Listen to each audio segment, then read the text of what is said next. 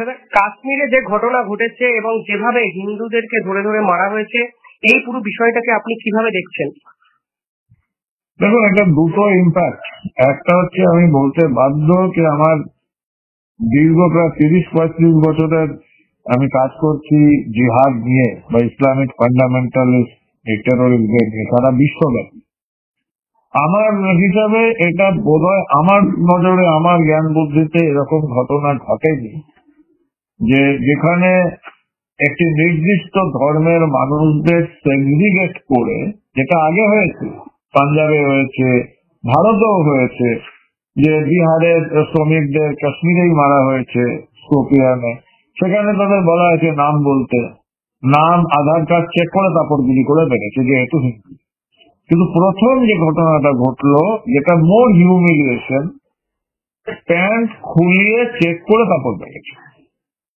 এই যে ব্যাপারটা, যে যখন সন্ত্রাসবাদীরা তো নির্মম হয়, দয়া মায়া মানবিকতা এই সমস্ত ওদের থাকে না, থাকার কথাও নয়, কিন্তু তাদের গুলি করে মারছে। কিন্তু মারবার আগে যে হিউমিলিয়েশন, এই প্যান্ট খুলিয়ে চেক করা হচ্ছে তুমি হিন্দু কিনা, এটা সাংঘাতিক। এটা মানসিক বিকাশগ্রস্ততার একটা চরম সীমা, এবং এটা খুব নির্দিষ্ট ভাবেই হয়েছে। কারণ এই হিউমিলিয়েশনটা মানুষের মধ্যে খুব বেশি করে হয়, হিন্দুদের মধ্যে হয়। আমি একজন, দেখো, আমি আগে ভারতীয় কিন্তু আমি আগে হিন্দু। আমার তো ন্যাচারালি আমার একটা রিয়াকশন হবে যে গুলি করে মেরেছিল, তো আজমল কাসবও মেরেছিল 26/11-তে, যে 170 জনকে এরা মেরেছিল, এটা একটা আলাদা ইম্প্যাক্ট। কিন্তু হিন্দু বলে পুরুষকে জামা কাপড় খুলিয়ে প্যান্ট খুলিয়ে তারপর মারছে, এই হিউমিলিয়েশনটা ভাই বিয়ন্ড এনি টলারেন্স। এটা আমার মনে হয় বিন্দু মাত্র মানুষের রক্ত থাকলে, বিন্দু মাত্র যদি সে কেউ হিন্দু হয়, ভারতীয় হয়, এটা সে সহ্য করবে না।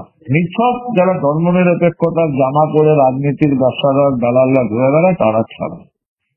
এইটা একটা নতুন জিনিস, এটা সাংঘাতিক ইম্প্যাক্ট হবে।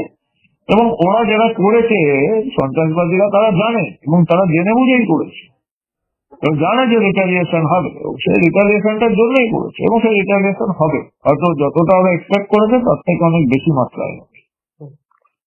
দাদা, এই পুরো ঘটনায় সিকিউরিটি ব্রিচ নিয়ে একটা প্রশ্ন উঠছে, আপনি এই পুরো বিষয়টাকে কিভাবে দেখেন? বিকজ আপনি গ্রাউন্ড লেভেলটা অনেকদিন ধরে দেখেছেন। দেখো, আমি আমি দেখেছি এই সমস্ত বিবৃতি টিবৃতি। সম্ভবত এই পশ্চিমবঙ্গের একটি সেনাপতি আছে না, ওই জালি MBA ডিগ্রিওয়ালা সেনাপতি, জীবনে যে আর্মিতে বা আর্ম ফোর্সে চাকরি করেনি, ইন্টেলিজেন্স এজেন্সিতে চাকরি করেনি। অবশ্য ওইসব জায়গাতে এই সমস্ত লোকদের তো ওখানে তো জাল ডিগ্রি অ্যালাউড নয়।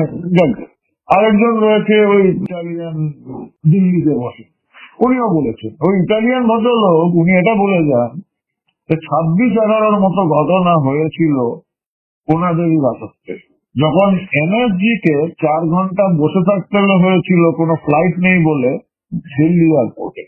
বম্বে এয়ারপোর্টে আসার পর 2 ঘন্টা বসে থাকতে হয়, তারপর বম্বে স্টেট ট্রান্সপোর্টের পাবলিক বাসে করে তাদের নিয়ে যাওয়া হয়। আর সেই ইটালিয়ান শিশু, অবর শিশুটি আজকে বড় বড় কথা বলছে। ব্যাপারটা হচ্ছে, যারা ইন্টেলিজেন্সের লোক জানে, আমি যেহেতু আবার বলি 3 দশকের বেশি অভিজ্ঞতা, সন্ত্রাসবাদীদের একটা সুবিধা আছে, ওদের একদিন সাকসেসফুল হতে হয়, সফল হতে হয়। আর আমাদের সিকিউরিটি এজেন্সি বা ইন্টেলিজেন্স এজেন্সি আমাদের রোজ সফল হতে হয়। একটা ভুল হলে তো হাইলাইট হয়, বলা হয় এজেন্সি ফেল। নিশ্চিতভাবে একটা গ্যাপ রয়েছে, এই গ্যাপটি কিন্তু মারাত্মক, এবং এটা কোনো সন্দেহের অবকাশ নেই যে 370 ধারা উঠে যাওয়ার পরে নির্বাচনী প্রক্রিয়ার মাধ্যমে যে রাজ্য সরকার যেখানে এসেছে, ওইটা মানুষের ম্যান্ডেটকে তো অ্যাকসেপ্ট করতে হয়, অনার করতে হয়। ঠিক আছে, that's fine, that is different part. Another part হচ্ছে, এই যে সরকার এসেছে ওমর আব্দুল্লাহ, এদের সরকার, PDP, ন্যাশনাল কনফারেন্স, এদের তো অতীতে বড় কুখ্যাতি রয়েছে যে এরা সন্ত্রাসবাদীদের সঙ্গে অনেক নরমপন্থী এবং এরা বিচ্ছিন্নতাবাদী শক্তি। সেগুলো তো বিতর্কের বিষয় হলো, অনেকটা সন্দেহেরও বিষয়। তো এখানে আমার মনে হচ্ছে যে রাজ্য পুলিশ, জম্মু কাশ্মীর পুলিশ এবং কেন্দ্রীয় এজেন্সির কোঅর্ডিনেশনে নিশ্চিতভাবে কোথাও বড় গ্যাপ ছিল। আর এটা খুব সহজ যে কেন্দ্রীয় সরকার কি করেছিল, আরে সেখানে তো আর কেন্দ্রীয় শাসন নেই, সেখানে যদি 370 ধারা রয়েছে, প্রেসিডেন্ট রুল রয়েছে, তাহলে আমি পুরোপুরি কেন্দ্রকে দায়ী করতে পারি। কিন্তু আমার মনে হয় এখনো ওমর আব্দুল্লাহ যদি বিন্দুমাত্র সুস্থ মস্তিষ্ক থাকে, বা এই যে বালখিল্য সেনাপতি আর ওই ইটালিয়ান শিশু বিন্দুমাত্র সুস্থ মস্তিষ্ক থাকলে কার দোষ, কার কিসের দোষ, এগুলো 15 দিন পরে আলোচনা করুন, বিতর্ক করুন। আপাতত একজোট হয়ে আমরা এর প্রতিবাদ করি, কারণ এটা শুধু ভারতবর্ষ, শুধু হিন্দু বলে নয়, শুধু ভারতবর্ষ বলে নয়, এটা মানবিকতার উপর একটা বিরাট আঘাত।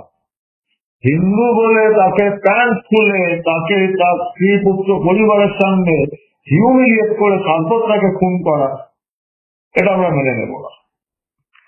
দাদা, আপনি কতটা আশাবাদী ভারতীয় সেনারা এবার কড়াভাবে জবাব দিতে পারবে এই হামলার? অন্তত আমরা সার্জিক্যাল স্ট্রাইকের মতো ঘটনা দেখেছিলাম, সেখানে আরো একটা সার্জিক্যাল স্ট্রাইকের সামনে দাঁড়িয়ে কি ভারত?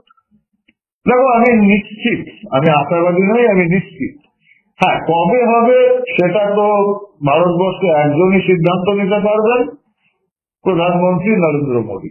ওই ব্যাপারে আমার কোনো স্পেকুলেশন করাটা একজন বিশেষজ্ঞ হিসেবে মোটেও ঠিক কাজ হবে না।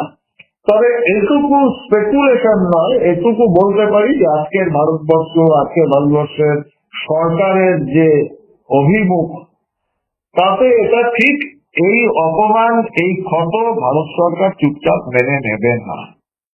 এবং এর মধ্যেই তো যতটুকু খবর পেয়েছি, বোধহয় সম্ভবত 2 জন সন্ত্রাসবাদীকে ধরা হয়েছে, মানে নিউট্রালাইজ করা হয়েছে, এবং বাকিদের ধরা চলছে। এরা 4-5 জন তো বেড়ে বেঁচে ফিরতে পারবে না, সম্ভাবনা কম। কিন্তু এদের পেছনে যে মাথা রয়েছে সে পাকিস্তান, তাদেরও কিন্তু দিন ঘনিয়ে এসেছে। কি মাত্রায় হবে, কি ম্যাগনিটিউড, সেটা তো বললাম প্রধানমন্ত্রী বলতে পারবেন।